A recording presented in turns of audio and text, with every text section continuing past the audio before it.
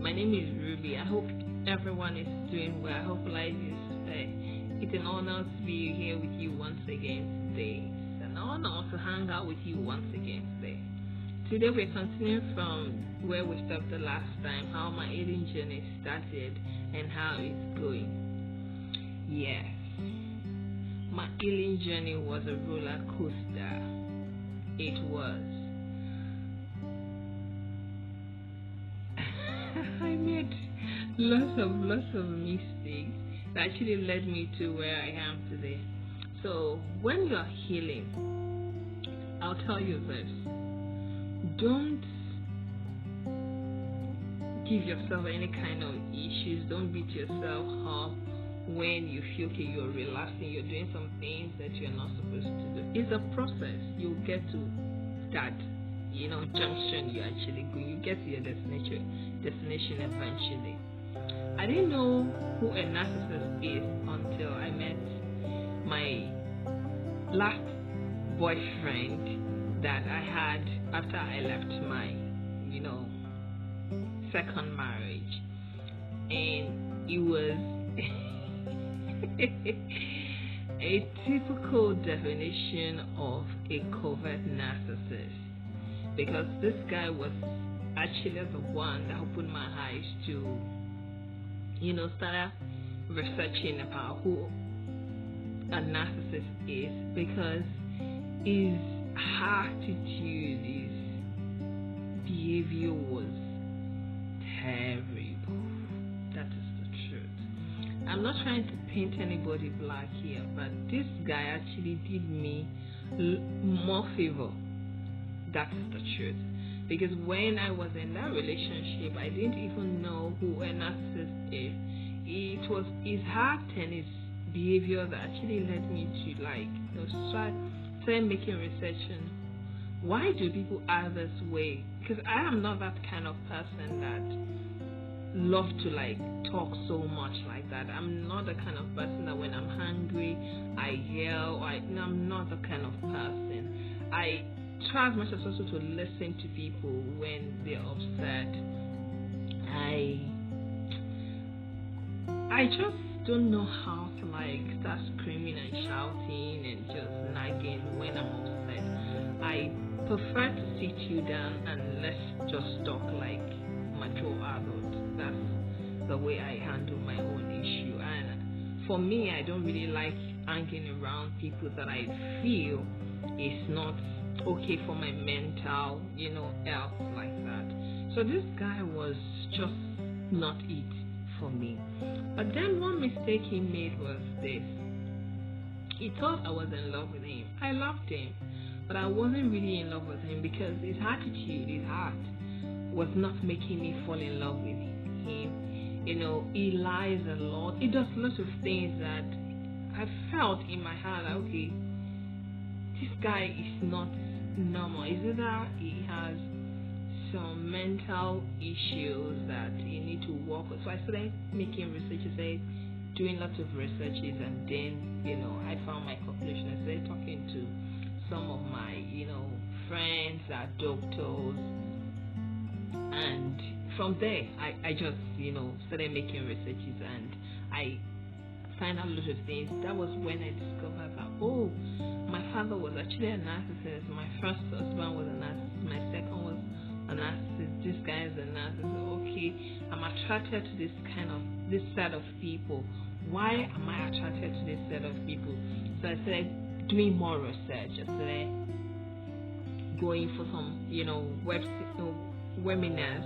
I started going for seminars. I started reading a lot of books. I have lots and lots of books here that in one word, I started making that research, and I discovered, okay, this is the reason why it's my foundation. So we need to go back to that foundation. I started working on it. And I went back to my foundation. I started asking my mom some questions. I started, trying to relate more with my sisters to get some information from them, my family and all that. And I discovered, okay, this is a pattern that needs to stop, because we're people pleaser. I have a sister that's so nice, so good. She is just heaven. But then, she's not so lucky in that love department. And I feel in my family the trait was like that. So I felt, okay, Ruby, you need to break this generational curse. And that was what I did. And when I started, I made sure I started pulling my sisters in and giving them tips and information. Everybody is not on the same level, but for me right now, I can say, okay, I am whole and I'm satisfied with the work I have done so far. And that's one of the reasons when I say that my healing journey is really, really expensive, and I can't afford to bring somebody that is not whole on board with me, because in as much as I'm a healer, I'm a healer, self-made healer, I can't bring somebody that is still struggling emotionally on board, because it's going to affect me, not just me. I have two other lives around me, people around my children around me that I'm trying to, help get over whatever it is that has happened in the past. I can't bring somebody that was going to crush all that work that I've done so far. So when you are healing, don't bring people that are still struggling emotionally. Don't bring them on board with you. And the truth is, when you're healing, subconsciously you start, shedding friends.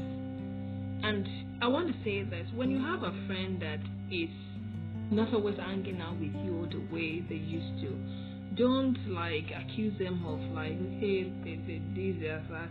Just know this at the back of your mind, that at every stage in everyone's life, we need to grow. If you're not growing, that means something is wrong with you. So if somebody is going through a process of healing, there's every possibility that the person is going to stay away from friends, family for a period of time. They will come back eventually, but as a different person, as a much better person. So give them a break once in a while. So far so good. I gave myself 2 years, because there was this day I was watching a reel on TV, and Jenny Maya was saying how she gave herself 2 years before she went into dating again. So I said, okay, I'm going to take some time to myself and get to know myself, get to heal, get to refresh mentally, emotionally, and see what and how this would better my life and where this would lead me. And just joking like that, I started, and everyone that was coming wanted to date me. I just was telling them that I focused on myself, my business, my children, and the rest is story.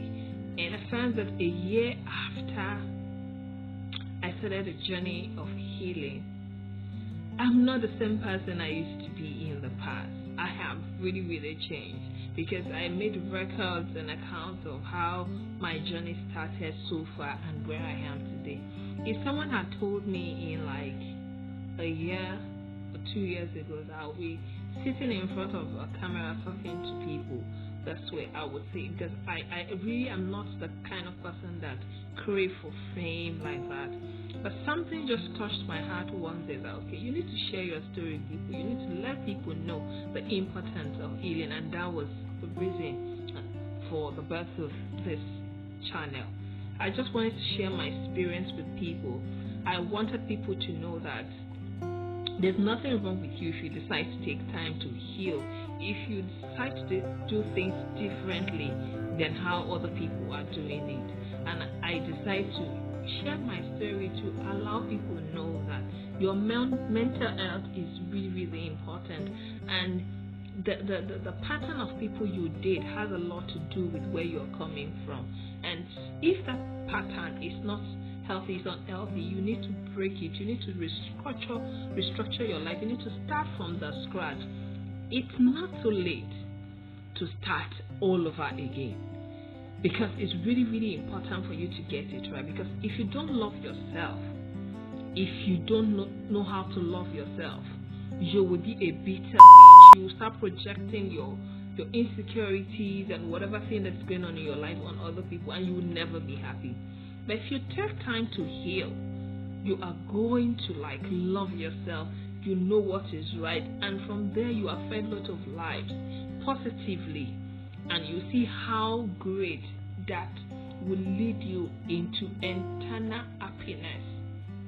And the truth is, when you're healed, you can never again make mistakes of choosing the wrong person. That's one thing. That's another topic for another day. As a topic for another day, you can never choose wrong. When you're healed, you know who is who. You know how to go through with things. You enjoy your own company. You are not afraid to be by yourself. You are not afraid to do some things. You are just happy. You're just content. You are a new being. Like the Christian word would say you're born again. Yes, it's like you're a new being. It's like you have a rebirth, a different person. So don't be afraid to start all over again. Don't be afraid.